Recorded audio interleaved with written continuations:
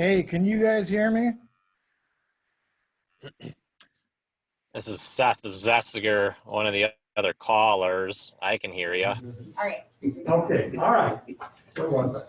So order. Okay, the first order of business is to comply with the open meetings law. Yes. All right, pledge of allegiance, please. I pledge allegiance to the flag of the United States of America and to the republic for which it stands, one nation, under God, indivisible, with liberty and justice for all. Thank you.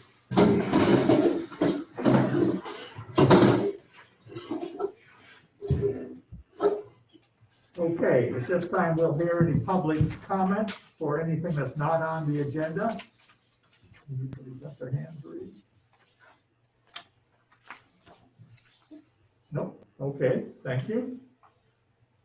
Minutes from the October meeting, I entertain motion to approve those minutes. Mr. Chairman, I'll make a motion to approve the minutes as they were presented on you. Okay, I'll second that. okay, motion's been made and seconded, any discussion? All in favor, aye? Aye. Opposed, nay? Motion carried. Jessica, looks like we don't have any events for discussion. Okay. And the 2021 budget discussion, Tom, is there any update? I think we had it at the last meeting. Nothing's changed, has it? No, nothing has changed. Just after the last board meeting, if you have any questions, comments, as we head into the public hearing on Thursday night, we'll hear other comments from the public, but between this meeting, the public hearing, and then next week's budget adoption are your opportunities to make any changes that the board so sees fit. Okay, any questions, comments on the budget discussion? I have none. Okay. And the treasurer doesn't have any land sales to talk to? Okay. Land records and surveyor, is he online or anything?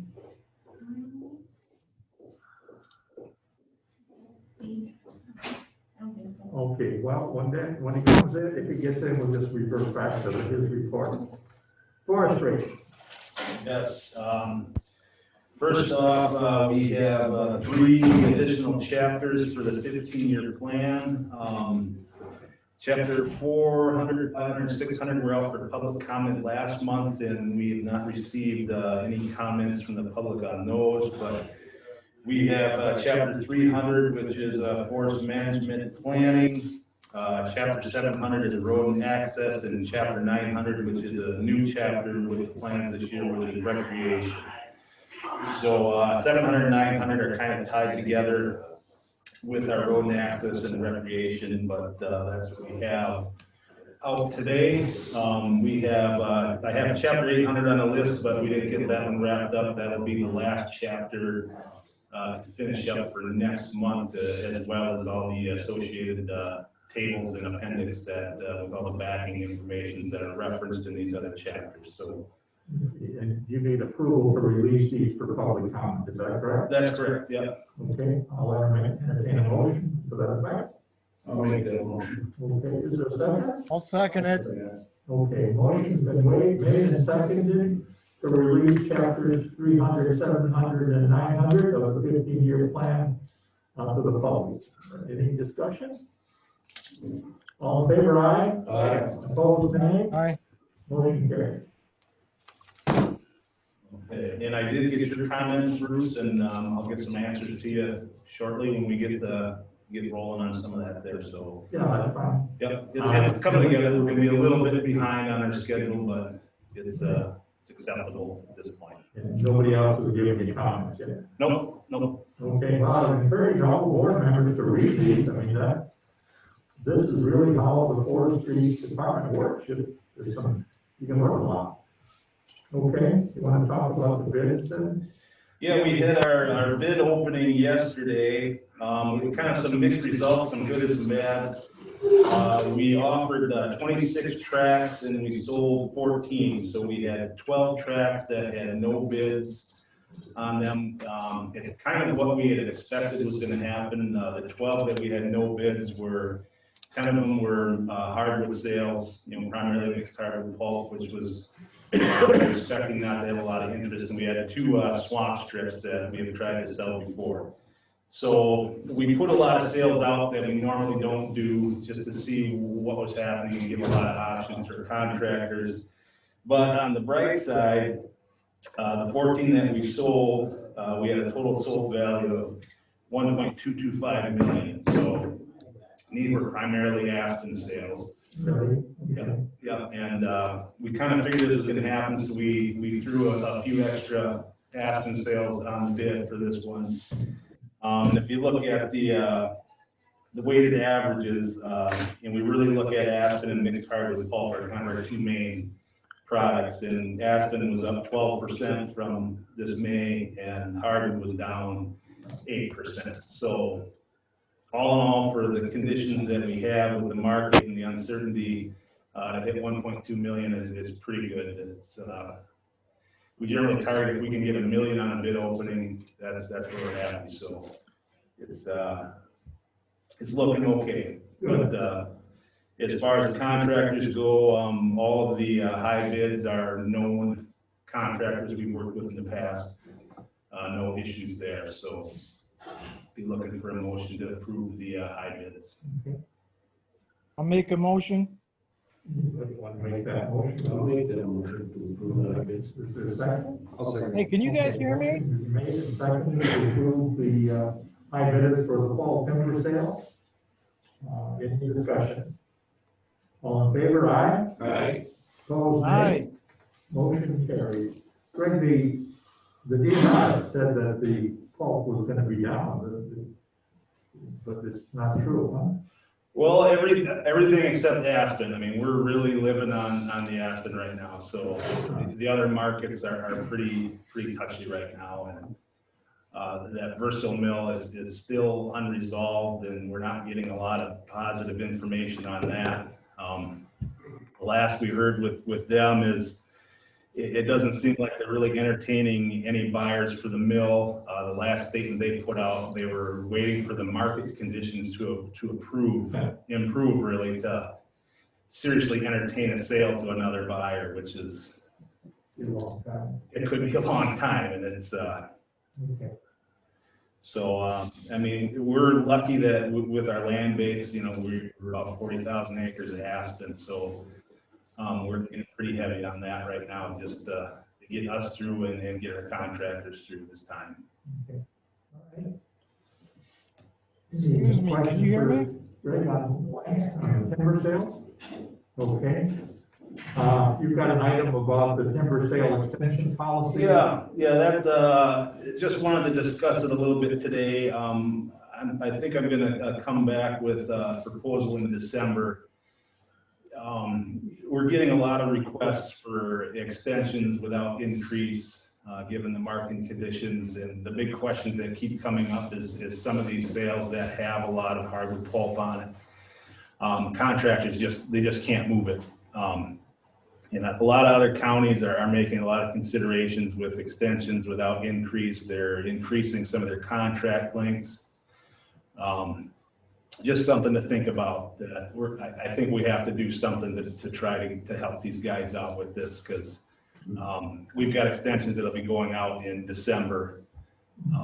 So I'll get some information together from the other counties in the state beforehand for the committee to take a look at. I just wanted to make you aware that something's probably going to come for a proposal. So there's a price increase when you extend, or a penalty or something? Yeah, for their first extension is without an increase, but for the third year, we bump up 10% on the price, and for the last fourth year, it's 15%. So Okay. All right. we're finding that we're having to relax some of our utilization standards a little bit in the woods, you know, generally to a 4-inch top, but when markets are good, you look at the pulp piles and they're down to 2s and 3s, and now when the markets get tight, you know, it starts to get a little bit bigger. So there's a lot of things that we got to do. I mean, this is pretty unprecedented to try to get everybody through. So How come, nobody wants the hardwood grade? What, is there a reason behind it? You'd think everybody wants hardwood. for some Well, they reason. did, but with that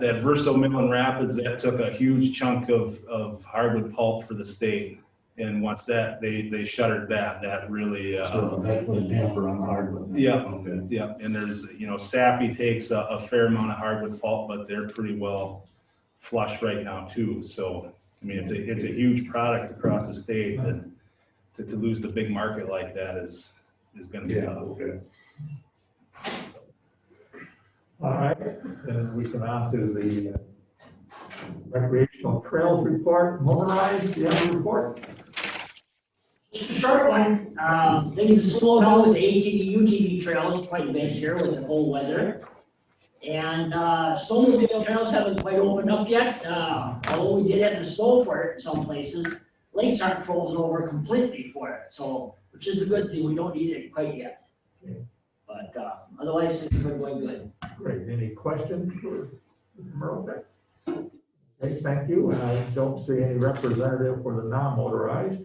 Greg, you want to walk us through your forestry report? Sure, yep, for October, we did have 9 sales listed as active. It kind of slowed down a little bit, but things are picking back up again this month. Right now with the new sales, sale value sold uncut on file is 4.3 million. For October, we did have revenue of 68,000. So year to date, we're just under 1.6 million for a gross sale revenue. We got a few camping permits coming in for deer season. Right now, sale revenue billed out, we're just under 300,000. So with what we got billed out in our gross right now, we're looking pretty good.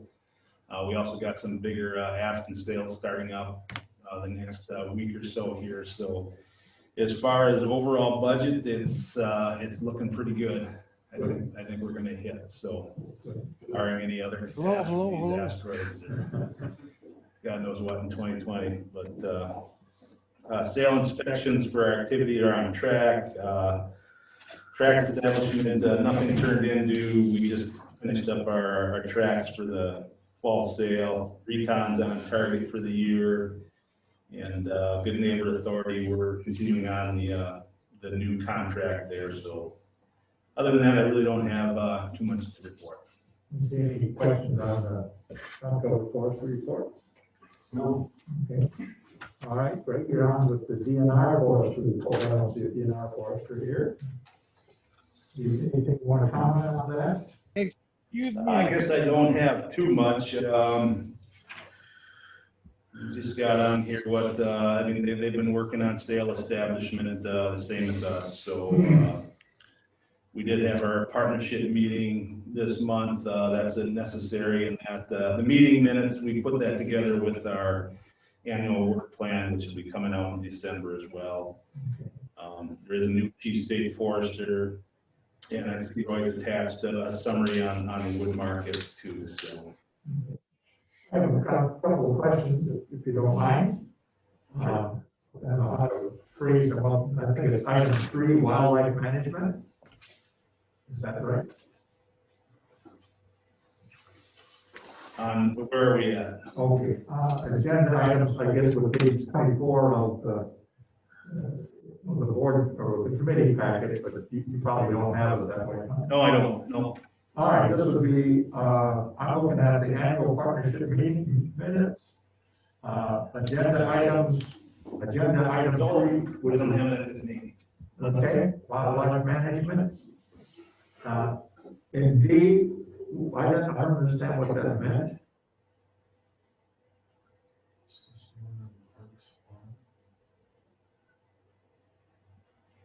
Okay, on item D. Yeah, Yeah, Hart's Farm, that's just that's an area in the county forest. It's just what we call it. The elk habitat, we've got a big opening in there. So wildlife, and they mow that periodically to enhance the elk habitat. That's down in the winter block next to the Flem River State Forest. so the DNR does it? Yeah. Okay. And then the next item, the habitat grant, are we eligible for that or not? Yeah, that's automatic. That's what we call our nickel an acre. We get, we get 5,200 a year for wildlife We projects. spent within 3 years. Yep, something like yep. that. Okay. And then I'm on 5, item 5. 5A, again, I don't quite understand what that is.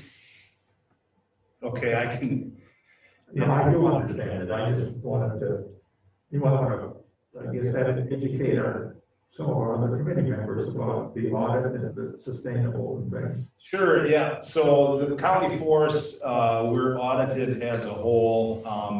Most of us are dual certified through SFI and FSC. And every year there's probably 5 or 6 counties get a field audit. And we get the third-party auditors come out and they look at our field practices, they look at our paperwork, our documentation. And so this year, they were down south. I think they're in the western part of the state on those counties, but basically it was a good audit. There were no corrective. We have opportunities for improvement. And we have corrective actions that come out. So usually they start out as an opportunity for improvement if they see something that doesn't fit the standards, and if we don't address it, they turn into corrective actions, and we get a couple years to fix them. But this field audit this year, this was there was no opportunities for improvement, observations, or corrective actions, so they couldn't find anything to really to hit on the program at all about, which is good. No, I mean, it's good, you can kind of get an attaboy for. Yeah, usually they try to find something, like you came along on one field audit several years ago, and it's, they dig and dig and dig, and they usually try to, if they got 5 counties, they'll start on one, and they see a little weak spot, and then they'll carry it on to the other counties and try to come up with something. But I think we're on the schedule for next year, probably for the field audit, so it's always entertaining. Yeah. So, now who are these people that do the audit? Well, it's I can't remember their affiliation, but it's a third-party auditor, the FSC, it's the Forest Stewardship Council. There are different companies that do it, but they're from the West Coast, East Coast. It's I can't remember the names off the top of my head. Okay, so we're certified then as the sustainable forest? Yeah, we're certified as SFI and FSC, the Forest Stewardship Council. So, if you look at any those little stamps you see on paper products, it would all over FSC or SFI. That's what we are. Good. Any questions for Greg on that? Huh? Hope I answered the questions. I wasn't prepared to talk There's someone that wants to. talk certification. Sorry. It's- yeah. Don't get somebody else. Yeah, so Jim, you need to unmute yourself. So, I think you have to allow them to talk still. Hello? all right, you should be able to go ahead and talk now. But we can't hear you. He's still. Hello?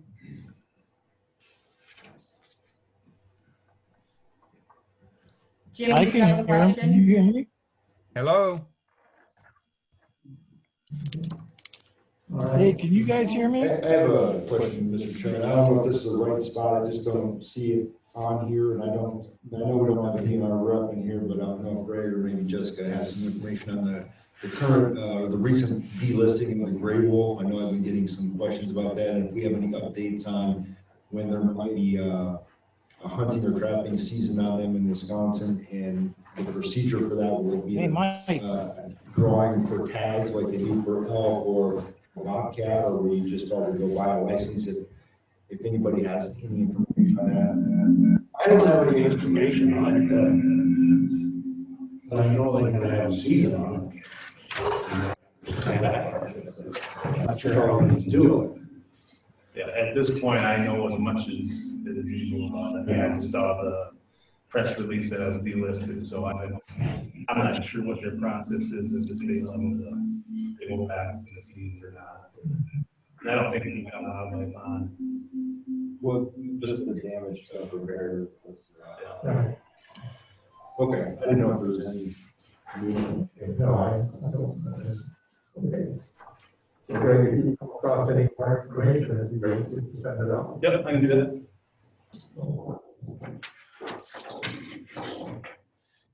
Okay.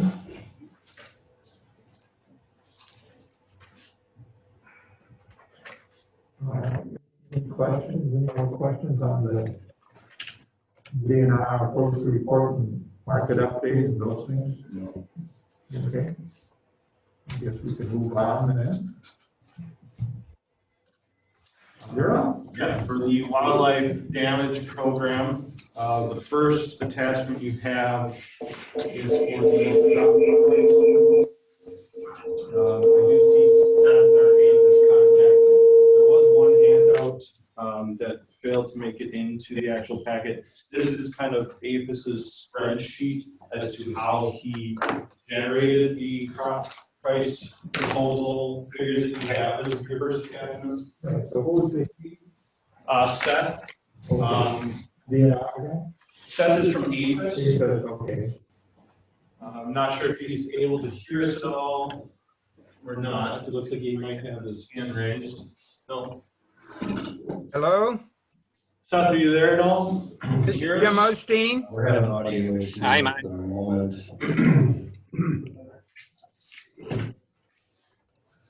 I can try to tackle some of it if you want to keep working, unless we want to. Yeah, why don't we just keep working? Okay.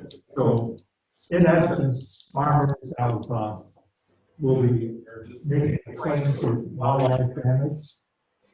Correct. And these crop prices for the damage, the sheet that I just handed out to you is kind of the spreadsheet as to what the prices were for those individual products, be it corn or soybeans or alfalfa. Those are from the market sources as to what those prices came out per either bushel or per ton.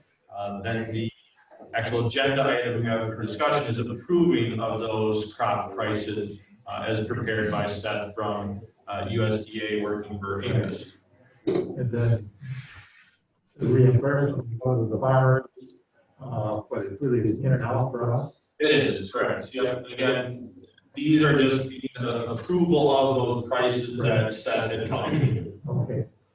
And what were was it primarily bear damage here, or who got the cranberries? That would be something I would end up deferring to Seth if he is available. It does look like his hand is raised now. Sorry.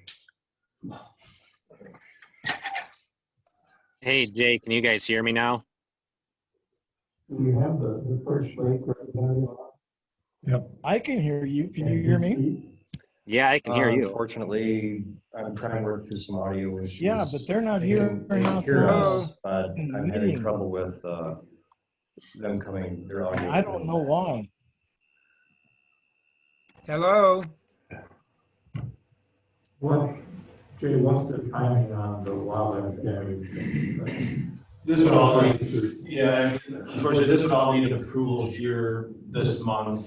Specifically, the approval of some of the other agenda items we have further down the list would be approval of the 2021 budget for wildlife damage, as well as the deadlines for the assessment or abatement claims for the actual wildlife damage claims. How about if we just move on to the next item on your agenda? We don't. What do we need? Hey, guys, this is Seth. Can you hear me now? Correct. I mean, the majority I of can still hear you, letter but they A, can't. would I all sent a message. tail on the wildlife damage program, which again, Now I Seth, our contact at Avis had, I told him wanted that, to hey, speak John, I can on hear you. those Sorry. specific agenda items. If we want to move on to. Well, I'm looking at a meeting. I can't water get anybody issues, to I acknowledge do me. believe there's also an individual that may be online that wants to speak on that as well. It's So it like might a be something big, where if you'd like, we could go Rectangular down with to the opening in the C, middle, and the then guy said you wanted to stay in the back. So you want to do the conservation department report, is that? Sure. Is that the right Really way? weird. Okay, and they've been talking about. Yeah, so we'll move down to prices or C, something. which is just the conservation update that is for October. The Nelson Lake drawdown. Oh, okay, okay, okay. I've got my Actually, hand up. 3.5 feet lower on that. I'm just gonna pause you a little bit if you don't mind. There's a lot. Mike Okay. Colston All sent right. me a message Okay. saying, sorry. Thank you. I just audio wanted to make issue." sure I was on the right meeting.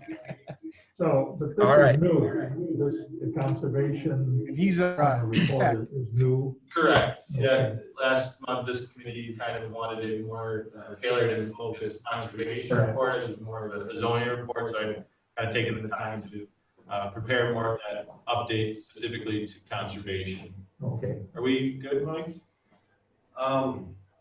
We won't, people on the outside we won't be able to hear them. They can hear us. Okay. But continuing with the conservation update, we are going through the process of a Nelson Lake drawdown.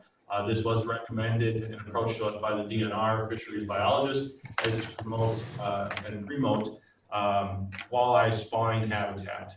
The lake level has been lowered. We actually took the measurement as of yesterday. It's actually 3.5 feet lower from once we pulled all our stop logs out of the dam. This also gave us a dual fold purpose. We were able to conduct a dam inspection on Nelson Lake. That was done by our engineer yesterday as well. How does it handle? There are a few weak spots that need to be just patched up with some concrete or that quickcrete mix. Just a few minor recommendations. We should be good for another 5 years at this point. So that inspection, once we get the final report though, but it should be very minor maintenance issues that we do annually anyways out there. So I just want to give kind of kudos to the town of Glenroot there as well for helping us out. They put a lot of time and effort helping us remove those stop logs, which weigh approximately 400 pounds each. So it takes a crew to kind of get that process Hey, can anybody hear me? As far as other, on-site inspections that were done by the other conservation staff members, those are shown there as part of the report. Again, we were doing the continuing surveying and engineer work for the dam hazard ratings at Billy Boy and Upper Bruni River. We actually met the engineer team out at Upper Bruni River yesterday. That one is scheduled for some major repairs / replacements, looking at the end of next year, next fall, 2021, for the start of that process. And we'll be working with this committee as well as the accounting department as to, whether we want to start that project in 2021 or start it immediately after 2022. Has there been anything done? That Upper Bruni River Dam is old. Yes. Very old.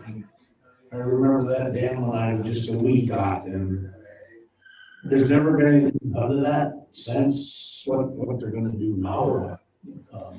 To my knowledge, yeah, I mean, there's been, some few, clearing of the berms and some additional riprap and stuff, but actual work to the concrete and the wing wall abutments of that dam, no. And there is some big spalling during some high water periods we had over the spring.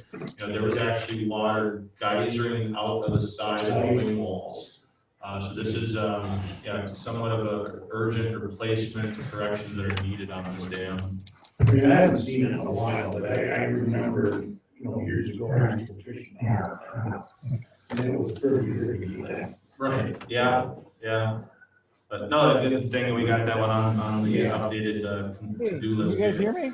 Tree sale inventory update. We've been working on that for our spring annual tree sale. If anyone's ever interested in planting additional trees on the property, it's a good product and certainly something to take and get involved with. You can get very inexpensive trees through the conservation department as part of that tree sale. I mean, even last year, we were getting spruce trees that were 3-year-old spruce trees that were probably 3 feet in height for $1 a piece. And that's just unheard of. I mean, you go to some of the nurseries, you're going to charge $20 for that size tree. Yeah, well, you can buy them that way. Yeah. Right. We did have a Northwest District Land and Water meeting on October 15th. Kelly Nahuda from our Conservation Department was in attendance of that. They talked about the youth poster speaking contest for land and water for environmental awareness.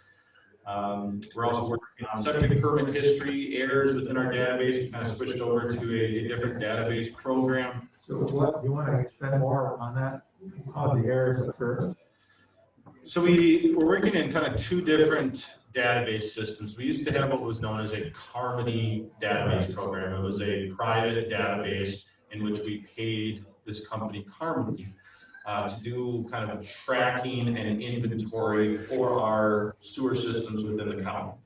That company would charge us, I believe it was close to $6,000 annually to do that continual maintenance and tracking. We then got together with Mr. Colson and decided to go a different route as far as interfacing that company program into our already Novus Manatron system, which is the property listing information that we have as our land records.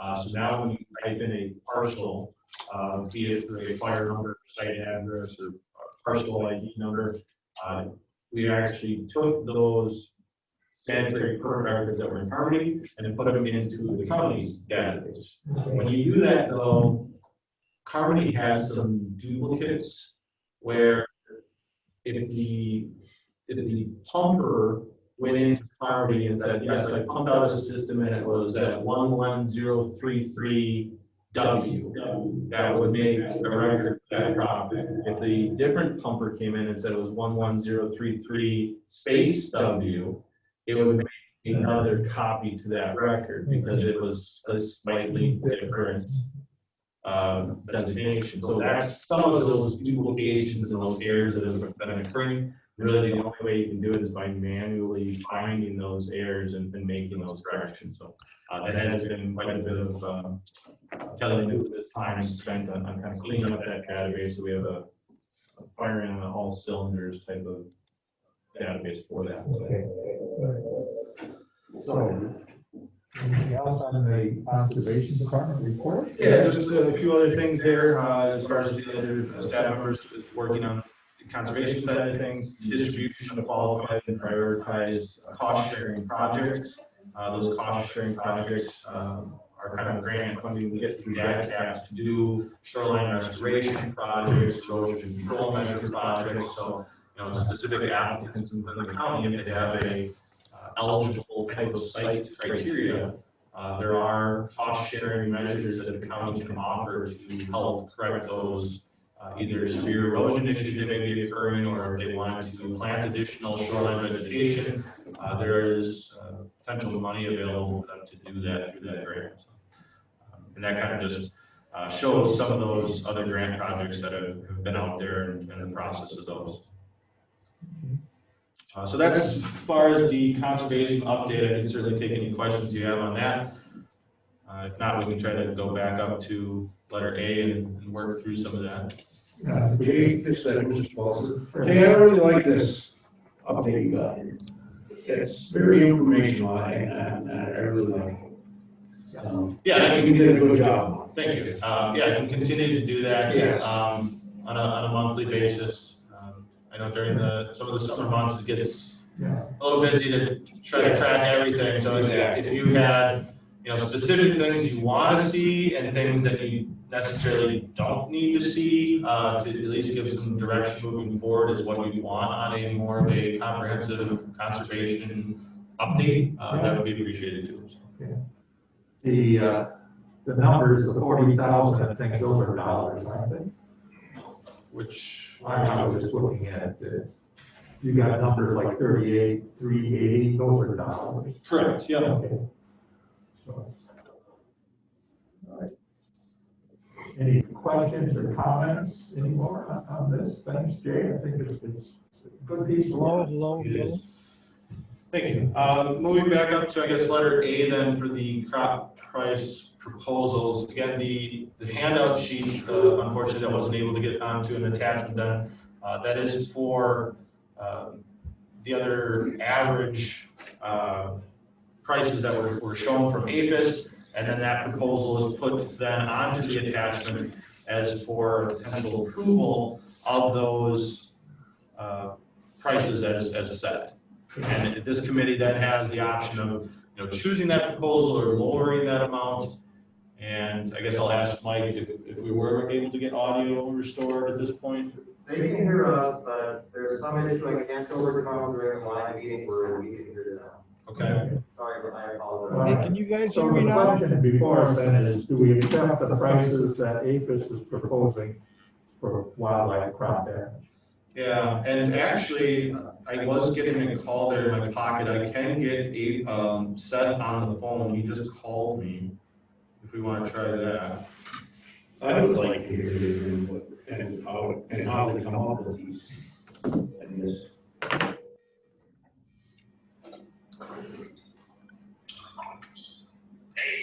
Seth, this is Jay. Yes, I got you on speaker here at the committee level. We're having some audio issues as far as not being able to hear people on the other end. If you're following along with the agenda, we are on letter A for the crop price proposal, and the committee member had just asked, how do some of those, price proposals come about? Just some kind of history and information as to how those prices are set. Sure. So what I do is I take a yearly average from local granaries as well as the National Statistics Service and CME group, and average those throughout the year. That is not all producers sell their crops in the fall and harvest. Some of them retain those crops. That being said, the prices that I have proposed reflect last month's prices just because those prices are better than the yearly average. So, I guess one of my next questions is, what's the farmer's input on it? Are they okay with that, or? Have them turn off his sound. Hey Seth, can you turn off the audio on the computer? That's why we. Yeah, a lot better. Exactly. The question was asked to which, then I'll probably just have to kind of be the middleman to repeat the question. The question was asked is, to what extent do the farmers agree with those price proposals? Should be able to put it back to the. Input on that. I guess their input would only go so far as the crops they're selling at those local markets.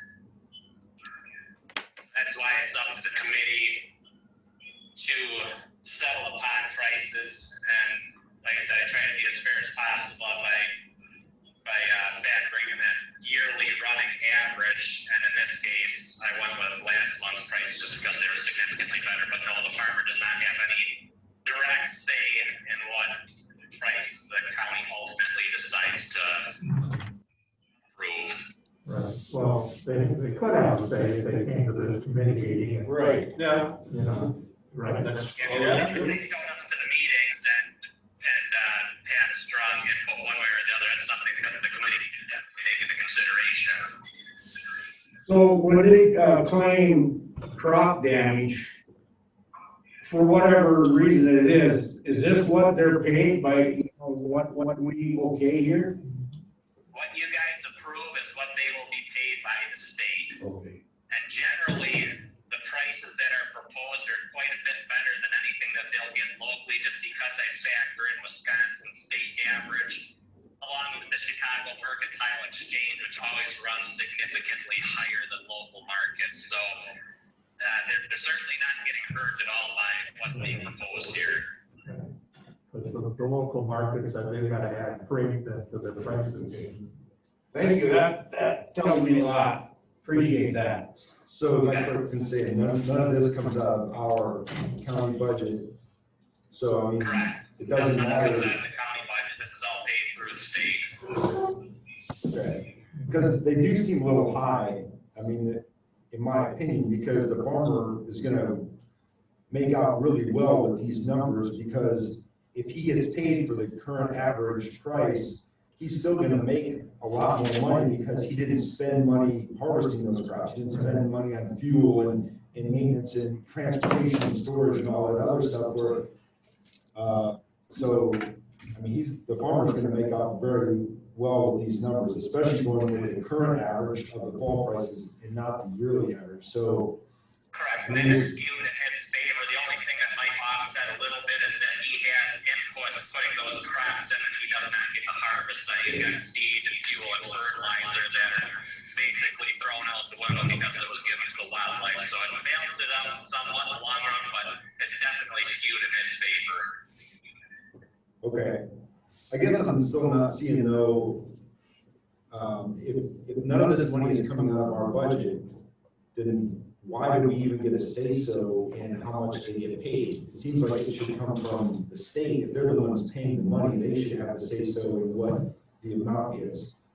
The way that the program originated and was set up, it's in administrative code and state statute. It's a county, it's a program offered through the state that the county can choose to participate in.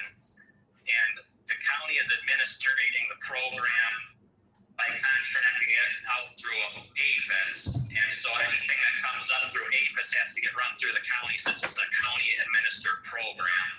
And that's just, it goes back to way back when this program was set up. It's legislative. That's the only reason. Okay, so other counties can approve different amounts. It's not the same for every county, is that right? That's absolutely correct. I administer 4 counties, Rusk, Sawyer, Price, and Taylor, and all of the prices that I proposed to the other counties differ slightly from what's been proposed here, just because their local markets are different. Okay, thank you. I don't have any other thing too. On this, like say this crop damage for like corn, and where I live is nothing but farm country and cornfield. And you can see when a bear or deer gets in there, they just don't wreck a little area. It's a big, large area, and it's different areas. So these farmers are losing a lot of crop that they planted, and they can't harvest that. It goes to waste. So I see, and I think I would approve this price proposed. Okay. All right, so that's the motion? Yes. Okay, is there a second? I'll second it. Okay, motion's been made and seconded to approve the 2020 crop price proposal as presented by APHIS. Any more discussion? I guess the only other thing I have is there any potential for any negative repercussions at a later date coming back on us if we approve what seems to me to be a very high amount? Can this come back to bite us in any way? Is there any potential for that? Unless they were looking Hello. back at previous years. Hey, and, Gary. You know, let's say the market ends up crashing. And that's what we don't have here is Yeah. what we paid over previous years. Like, I have no idea if this is Yeah, twice as high okay. or half as much as last. Correct, and I'd have Yes, 2019's back in a file. And Seth, I don't know if you had that currently available for what last year's prices were set at? Yeah. Not in front of me. I'm not at the computer. I'm working at home right now. I didn't want a screaming 2-year-old crashing our meeting. But these prices are up, a quarter or better of what they were last year for the corn. Soybeans are up probably $1 from what they were last year. I don't believe that you guys will have to worry about any negative repercussions. Okay. These are all very reasonable prices. It's certainly No, these in the state. no, The nothing to state say. won't even bat an eye at these But prices. thank you for the call. Appreciate Good it. enough for me. I All know, right, I know, and, so, any more yeah. discussion? Okay. yeah, I know. All in favor of the motion? I did a little Aye. renovation Opposed, nay? to the thing, and I will send it out to you guys as well. Yeah, so the second item we have on there, I just put on the bear capture information. Again, this one is just for informational purposes only. These are the captured and relocated bears that we had this year in Sawyer County. Yeah, no, I If you have any will, questions about yeah. those relocations or problem Right. bears? No, I know, we're Such keeping a it guy. keeping it separate. I got a question. Okay, Gary. Is this, All right. captured only and relocated, or is this? Yeah, I do. Um, It's 301, 237. Them tags that the farmers are issued to kill these bear. Ag tags, I guess they're called. Exclusively bears that have been captured and relocated. I Correct. thought that I had provided what the, Yes, I do. I may not have, but I Okay. believe All in right. Thanks. Have a good one. Sawyer counties, it was something like 55 Who are you bears that were talking shot. to? I don't remember the breakdown specifically for Sawyer County. Can you hear me? Well, I know in Sawyer County, in one farm field, there was way over that had been shot. And I guess I'm wondering, I don't know, what do they do with these bears after they shoot them? So the hunter that shoots the bear can retain them. I believe they can donate the meat to a food pantry, but in most cases, it's my understanding that the hunter retains the meat and the carcass. Even the young cubs? Even cubs are eligible to be harvested under crop damage tags. The reasoning for that being is that corn damage is a learned behavior, and in my experience, you get a sow with cubs in there, and they can be the worst on a cornfield. Those cubs get in there and they just wreck everything, not necessarily to eat the corn, they're just playing around in it. And so, if the DNR writes into the shooting permit that cubs are eligible for harvest, guys do shoot them. And that was a topic of discussion at one of my previous meetings with the DNR, and they do get to retain the cubs as well.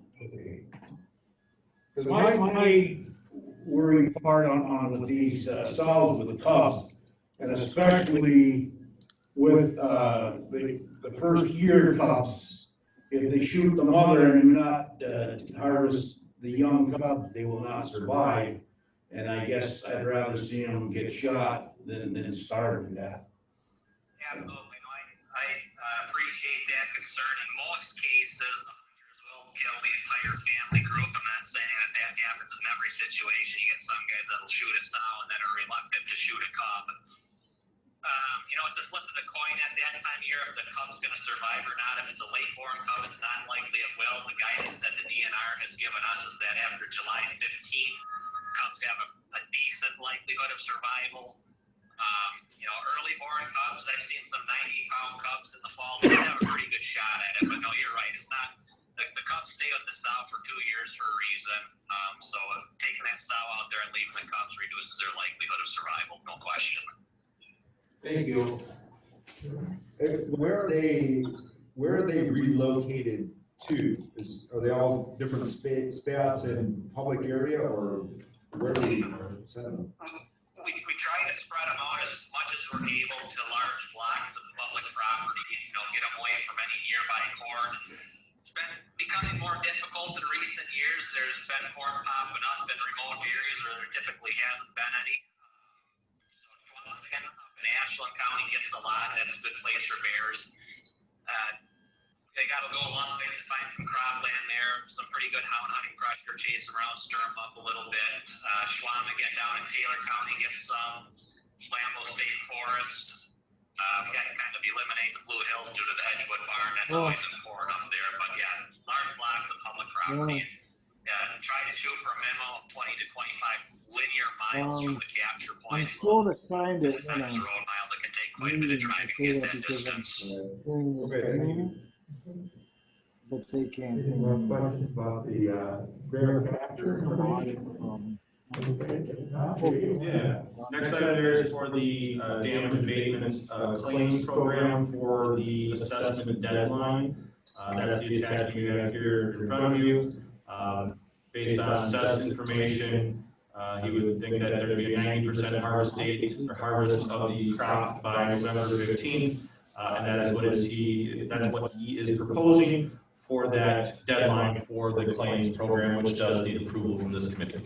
I'd like to add that at this point, this is basically a formality. All the producers that were Sawyer County have already requested their damage assessments.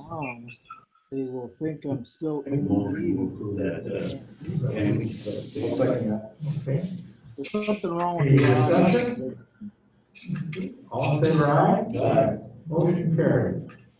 All right, and the last one we have then, under letter A would be for the 2021 wildlife damage budget. As Seth had kind of indicated a little bit before, this is a state-funded program, which is administered by the county. So we use the term pass-through money, where the budget starts at the county. We pay the money out to APHIS to administer the program. We get money back from the state to offset those costs, to pass through money. And this, what you have in front of you, page 2 pages, as part of the 2021 proposed wildlife damage budget. Okay, and you're recommending we approve it? I would, yes. Okay.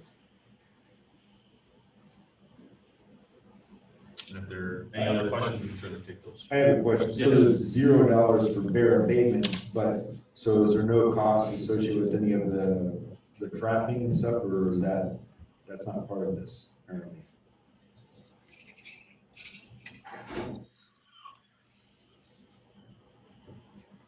Seth, did you hear that question? Yeah, give me 1 second to look for that stuff.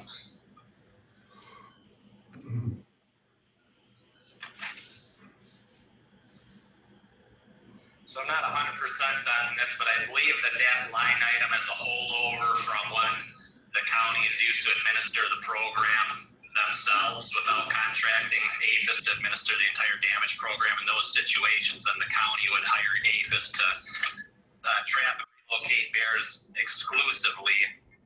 And I believe that's why you're seeing $0 in that location.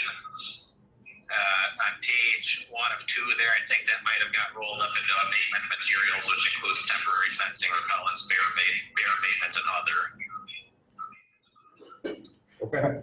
All right. Any more questions or comments? So Jay, we need to approve this, right? We need a motion to approve it? Correct. Okay. I'll make a motion to approve this as it stands. Okay. I will second that. Okay, we've got a motion and a second to approve the Sawyer County 2021 wildlife damage budget. Any more discussion? All in favor, aye? Aye. Opposed, nay? Motion carried. All right, thanks, Seth. We'll talk to you later. Hey, Jay, you still got him? Yeah. I just want to make sure that we've got signatures on all those documents. Yep, I will be passing those down to the chairman here before he leaves the meeting today. Okay, I do need 2 on that budget sheet, 1 on each side. Will do. And then if I may, I did hear a question about the wolves being delisting. The state doesn't take management authority over the wolves until the first week of January, so I do not anticipate the season this year. Okay. Thank you for that update. All right, very good, guys. Thank you, appreciate it. Take care. All right. Moving on to letter B, we are in discussions with the Perch Lake high water situation that was presented to us. I will turn it over to Mr. Hoff for kind of the intro on that, and then kind of follow up with some of the technical specifics of that matter. Yeah, thanks, Jay. Tom Hoff, County Administrator. It was brought to our attention in mid-August by the Perch Lake Fishing Association, the high water situation on the Perch Lake. The letter that we received from the association asserted that the county was somehow responsible for the high water, which then prompted us to contact our liability insurance carrier and start a pre-claim, which is what we do when there's assertions of liability on the county's behalf. So our insurance company set up a claim and provided an attorney for us to work with to provide the guidance necessary to look into this assertion. And so we worked with that attorney and also the engineering firm of Short, Elliott, Hendrickson to develop some information that's useful in determining just what is happening down in Perch Lake. So in late September, we did a site visit down there, kind of walked around what the situation was there. We've also worked with our staff, Jay Klowski in the Conservation Department, Gary Gethart in the Highway Department, Dan Ploger in Land Records, to dig out records pertaining to this area that go way back into mid-early last century to figure out just the history of what was going on there. The allegations were that somehow the Highway B that was rerouted slightly in the mid-70s had something to do with the high water currently on Perch Lake. So a lot of the information that was dug up had to do with just what happened way back when and how that may or may not have affected what's happening currently. So Short Elliott Hendrickson came out with this report that we received in late October. You have a copy of the report here within the packet that was distributed to committee members as well. The conclusion of that report is that the highway rerouting and where the highway is not affecting the high water currently in Perch Lake. But the report also provides information that may be helpful to reach a conclusion or I'm missing the word here, but solution, thank you. Solution to the high water issue. So I'll turn it back over to Jay just to talk about, a little bit more about the report. We are having audio issues here. Hopefully you can hear us okay, but apparently we're not getting feedback from constituents who are online. But we do have a letter from the Perch Lake Fishing Association that can be read in the record if the chair decides that's the option, or we can try the alternate solution if people have comments as well. But I'll turn it back to Jay at this point. Yeah, a little bit more on the actual dynamics of that area. It was kind of concluded that Perch Lake itself is designated as a seepage lake, which means that it has no inflows or no outflows to that system. It's basically a pothole lake, and all surface water is either from groundwater recharge or from surface water precipitation runoff. The claim kind of further went in to state that a culvert had been relocated along the Highway B project, which is shown in the report there. And if you look further into the additional aerial maps that were provided, specifically from SEH by the lead engineer there, Brad Wozniak, he basically concluded that where that existing culvert was and where the new culvert is placed, all that land area there, that the lake elevation itself would need to raise up almost an additional 3 feet before water would even get to that culvert area, which would then end up having some discharge back into either Island Lake or into Barber Lake. And that's kind of what the report is saying at this point. As far as long-term solutions out there, there's certainly going to be some uphill battles, if you will, and moving of water to kind of alleviate that area. If you experience a 3-foot rise of elevation of lake water prior to it starting to discharge out of there, you're going to have quite a few homes that are going to be inundated by floodwaters at that point. This is something that's not uncommon to Northwest Wisconsin. If anyone has been following the Pigeon Lake scenario, there's even a few other lakes now in Washburn County that are starting to experience high record historic high water levels, and everyone's kind of scratching their head as to, okay, well, which routes do we go? How do we get rid of this increasing rise of water levels? One of the solutions that is potential out here is to look at diverting that water. Now, again, without going too far into depth at this point as to how something like that would occur, but when you're having to purchase potential land easements for a said diversion canal to either discharge it into Barber Lake and or to Island Lake. So again, purchasing of land, digging of the actual drainage ditch or water diversion canal, if you will. But with that also comes quite a bit of other issues that arise, where when you start diverting water from one system to another, you then need to look at doing a floodplain analysis on all that body of water, because there are 2 control structures, one being on Island, a small old dam structure there, as well as on South Barber. So again, you'd have to do a flood study on that entire system. You would need to do engineering analysis on the actual control structures themselves to see if they could actually accept that additional water amount, which I would find it's probably not. And you would need to create a new control structure. You would need to do a fisheries study as to see what the impact of fisheries would be. You would need to do an endangered species amount. You need to do an aquatic invasive species analysis. There's quite a few analysis that are going to be needed if you look at even potentially diverting water out of one system into another. And that's, again, if you can get land acquisition easements for basically to discharge water onto someone else's private property. So that's kind of where we're sitting right now. I can try to help answer any technical questions you may have from this committee. But in summary, Brad Wolfgang is saying that the county hasn't caused this problem. Correct. That is the basic summary of the report. Okay. All right. And Mr. Hoff, if you want to read the Fishing Association's letter into the record, that would be good. Okay. Now that came after they saw this SDA report, correct? Yes. Okay, so this is their response to the report by Bradley. Yeah, so after that, we did receive a letter or a statement from James Osteen. He was prepared to read this at the meeting. Unfortunately, we're having audio issues, but I'll read what he did prepare to say at the meeting. And this is from Wednesday, November 4th for the Land, Water, Forest Resource Committee.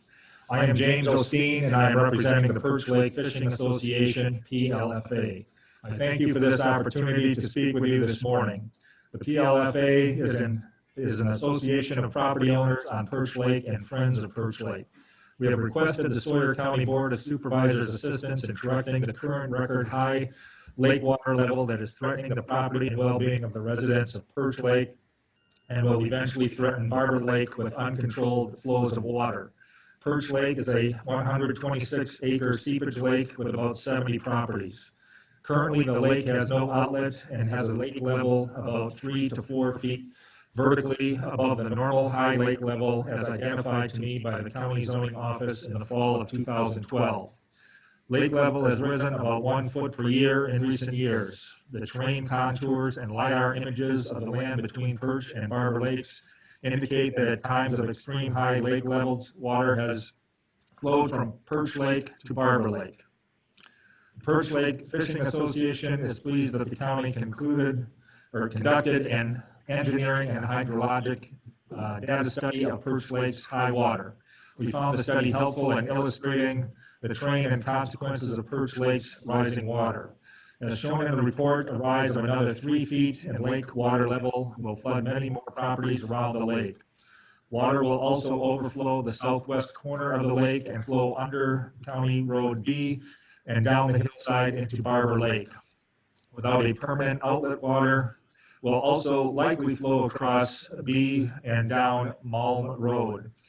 We are requesting that Sawyer County take immediate action to correct the Perch Lake high water by providing an outlet from Perch Lake into Barber Lake. We believe a permanent outlet from Perch Lake to Barber Lake is the only way to protect property owners of Perch and Barber Lakes, County Road B and Malm Road. The PLFA wishes to work with Sawyer County, the DNR, and landowners on Barber Lake to resolve the Perch Lake high water problem. I look forward to discussing the report and next steps in addressing Perch Lake's high water. The property owners on Perch Lake and Barber Lakes trust that Sawyer County will not allow these devastating impacts to continue or advance to an uncontrolled state. End of statement. So, Mr. J, do you have any comments or recommendations? This is not unique to Perch Lake, right? It's a secret lake in the northwest part of Wisconsin. There are a number of them that have the same problem, correct? Correct. Yeah. It's an unfortunate situation that many of these seepage lakes are dealing with. specifically over the last 10 years now.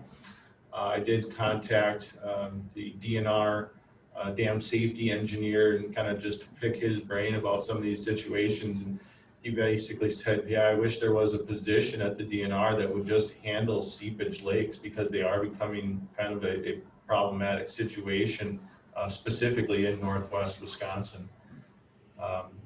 It's not uncommon to see that. I mean, you drive around the county, there are some of these seepage lakes that are pretty high, but I've also been driving around here over the last couple of months, and some of those waters now have receded. So it all boils down to precipitation amounts that we receive. If we slip back into another drought cycle, this problem rectifies itself. If we end up again receiving over average rainfall precipitation, this problem becomes exponentially more difficult to control. Without giving a recommendation, which I would not feel comfortable at this point doing, it's tough to predict rainfall events in the years to come. And it's a bigger problem than just one lake. Correct. Okay. So if there's going to be a solution to address it, it probably should be a region-wide solution rather than just a one lake solution. I mean, that's, I guess, my thinking. I don't know if that's true or not. Yeah, and to even figure out, what a long-term solution would be here, James Osteen's comments, I mean, that is really the only option for this lake, without having a huge amount of potential property loss or structural damage to these if water level was to continue to rise. Would be looking at doing some type of water canal diversion project out there, to get that water moving into either Island or Barber. That project alone, though, I couldn't even begin to estimate the amount and time that would be needed on that. So again, that's where I'm somewhat hesitant to make any type of recommendation or something like that. Island Lake though doesn't have an outlet or inlet. According to the maps that I was looking at, it does have some type of small little feeder stream that comes out of the south end of Island, where apparently Mr. Druffner, the DNR safety engineer, does have records of there being basically a small little, channel that's concreted with a couple logs or boards on it. I've never seen it. Right, exactly. It's you wouldn't notice that there's actually any type of control structure, but it does keep the water level up like a foot or two above what it normally would be without having that control structure there. Because I know Barber, Big Barber, Little Barber, there's an outlet that comes out of Little Barber, and there's kind of like a dam culvert there, a little one. Yep. And the one on Island's about a quarter of that size. Right in the very south side of Island Lake, there's a stream that comes out of there called Island Creek. Okay. So it's very small, but there is an outlet. Okay. I have a question, Jay. Yeah. Just hypothetical. So there already is an existing culvert under B. It was moved when the construction was done. Correct. There still is a culvert just for the water from the highway and stuff like that. So I don't know how big that culvert is, if it's 24 inches. No, I think it's like a 12 or 16 inch. I've seen it a few times. Okay, It's not that large. Okay. I'm just wondering, because you talked about the possibility of putting in some sort of canal and all the problems associated with that, with the easements and the construction and the wildlife, all of that. So I'm looking, there's about 5 different landowners there in the southwest corner that own plots anywhere from 0.8 to 2.5 acres, so pretty small plots. Would it be possible for them, if they wanted to take it upon themselves to get out the backhoe and do some maintenance, or how much? I'm sure they'd have to get permits through us and maybe some approvals from the DNR and stuff like that. Correct. But if they wanted to take it upon themselves, And they being PLFA or those property owners, because it would have to go through the actual people who own that property. correct, and that's the catch-22 in that. If I'm the lake owner on Perch Lake, hey, can I send my water through your property? That's a tough sell. If not, if my basement is flooded and my house, Right. like, yes, I mean, grab a shovel, I'll help you. But I understand what you're saying. So Yeah. I'm just wondering if that would be a feasible possible. It's certainly feasible, and ultimately, I think that's one of the long-term solutions if we have to go down that road is, yeah, someone's gonna have to get those land easement acquisitions, either purchase land outright or get some type of easement to basically send that discharge water through those properties. And that's the kind of tough sell, because there could be that one individual that says, no, you're not putting your water on my property, and no, I'm not selling to you, go find a different solution. You're dead-ended at that point. So, Go ahead. sorry, I was gonna just ask you then, Mr. Chairman, so since the county is not responsible, and none of this is caused by the actions 4 years ago on rerouting B, we're not responsible for this, but it's still citizens and residents of the county who are suffering as a result of this. I mean, are we to be held responsible in some way? Are we required to take action, or are we just sit back and say, well, you shouldn't have built so close to the lake, this happens, it's Mother Nature, we can't do anything about it? I mean, I don't know what our next step is, if anything. To my knowledge, and Tom can hopefully back me up on this, is, looking at the report that was prepared, that there isn't any wrongdoing from the county, that we diverted Highway B in such a way that we caused this issue.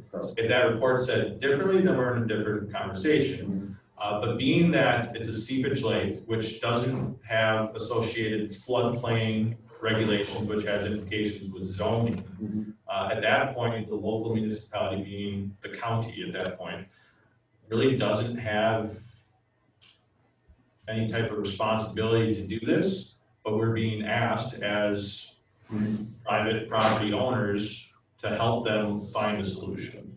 Is that? Yeah, I think that kind of sums it up. We don't have a legal responsibility in the sense that we caused this, but as a county concerned about citizens, what can we do to help?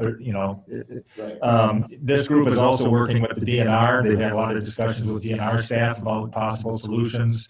If anything would involve, any grant opportunities that need to run through the county, then we could get involved, in that method. And the BFLA group is, trying to get water diverted from the Perch Lake into one of the other two lakes. There are also people who are concerned, property owners on those other lakes about that situation. So there's at least two sides to the coin, if not more. But I think, at this point, now that we have this information, which also has some good data in it as well, that will help, hopefully create a solution. But and unfortunately, we don't have the audio capability of having some of those other people chime in. But we've had some conversations with them over the course of the last couple of months. So I think, short of being able to get other opinions and other comments on this, I think maybe, if staff could work with these individuals in the meantime, get some more data on where their conversations have taken them, what the county could do to help, if anything, and then come back to this committee next month or so, and with, some more information about that. So. Next month might be too soon, but at some point with this committee should rehear it. Jay, I would suggest maybe if it's, you're right, your counterparts in other counties, if they could, or if they can help us address what they're doing. I'm not sure it falls under your jurisdiction, does it? No, not necessarily, but I am somewhat familiar with the Pigeon Lake scenario, and unfortunately for Pigeon Lake, they don't have an option of doing, a shorter diversion canal run. So right. Unfortunately, that situation is a really difficult head scratcher, and that, yeah, unless you're, physically pumping water out of this and sending it another 3/4 of a mile to the next little pothole, there's not a good solution for that scenario, which is going to be similar for this one, where again, if they don't have the financial necessities to complete said project, they're going to be looking for help from grant scenarios or from the county itself to help pay for some of these operations that are going to be needed for this type of project. Well, Shell Lake had the pump. Yep. And I think they ended up doing it from a lake association group where they got together and raised enough money to fund that project and Right. get the appropriate approvals. They didn't receive county funding to do that. Right. But I mean, one of the things we could do is help Perch Lake form a lake association. Yeah, and I'm not sure if the PLFA is an official lake association. I thought I read that Jim said it might have been, that might be their official lake association group. So. But they don't have the taxing authority or. No, they would have to approach us to set up a special assessment type of program. Yeah. Form a lake district. So. Yep. So I guess if I'm hearing right, Mr. Hawkins, and Jerry, you're saying staff should work on it, see what they can come up with, and if there's a policy issue or a budget issue, then come back to this committee. Well, I think work on it to the extent of trying to gather, the information, so that we can move forward, either through the county or not, depending on, just where this needs to go. And I think, we can get with the DNR as well and just kind of see, from their perspective where things are at, and just keep gathering more information. Obviously, we just got this report a couple of weeks ago and are just digesting it, what it means. Obviously, Perch Lake would like to see things done sooner rather than later, because this problem's not going away unless things evaporate. But so there is some urgency from their perspective, and we'll do what we can. But yeah, and I was actually back out on Perch Lake yesterday for a separate on-site inspection, and the water level has gone down slightly as it was obviously this summer, but I mean, that could be said for any body of water that we have around here. We haven't had a lot of precipitation this fall. So I mean, that's, I guess, a tiny bit of a saving grace as of right now, is that lake water elevation has gone down slightly. And the DNR, doesn't it play a significant role in this? Well, the DNR would play a huge role in this, as far as the diversion canal process, but as far as what the issue is occurring right now, no, I mean, again, it's a seepage lake where there are risks with a seepage type of lake like that, with having no inflow or outflow. So, the DNR again kind of sits and says, well, what do you need us to do? I mean, we can help you get through the permitting projects, but until someone says, yeah, we're going to go through with this and set up a diversion canal, it becomes tough for the DNR to spearhead some type of project like that. Okay, so what I'm hearing is when it rains, water goes up, the levels go up, and when it gets dry, they go down. Is that, yeah? That's how seepage lakes work. Yeah, and if precipitation is going to steadily increase because of natural events, the problem would continue. But if we have a drought, the problem goes away. Yeah, and if we get 3 feet of rise from Perch Lake, and those other bodies of water also experience a 3-foot rise, guess what? Yeah, I mean, we're going to have more issues than just Perch Lake at that point. Right. Okay.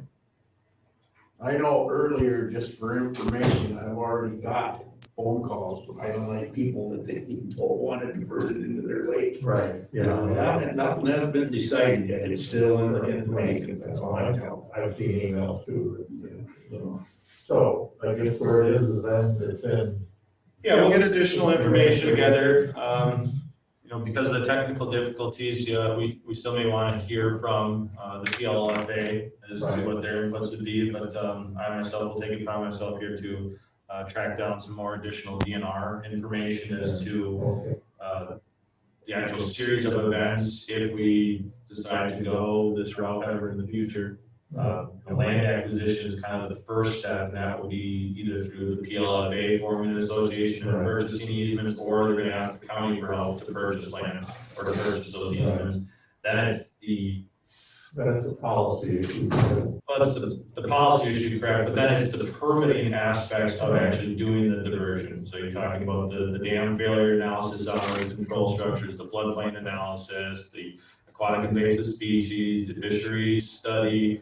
That's all kind of the DNR's purview on that type of projects, but those aren't cheap either for engineering studies. And things like that too. So none of this land over here is county land, it's none of it's ours? No. No, that's all private property. And if we help First Lake financially, how many other lakes, even lakes we have in the county, want similar help? 212. Perfect, yeah. So, Did you look that up, or did you just know that? I was, wow. Oh, I would say it's kind of close, to be honest. Works like, yeah. Okay, so I guess the committee is okay with the direction we're heading. And I suppose you'll be talking to the First Lake folks too, to get their input, since they couldn't give it here. Yeah, I think that would be the appropriate step to go, just because he wasn't able to, I guess, have dialogue with us here today. Probably bring this back as an agenda item for December, just to give him that opportunity. So we need a motion to postpone that? I don't think we have any motions, this is just discussion at this point. Or I would just look at it as a possible action. Yeah. That's what I asked. Okay. Okay. So, does that take care of the agenda other than other topics for discussion? Does anybody have anything you want to bring up? Okay, we're adjourned. Thank you, folks.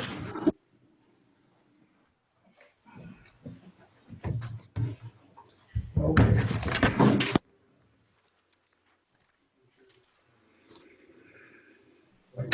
Yeah, Ron, that Island Creek runs quite a way south and eventually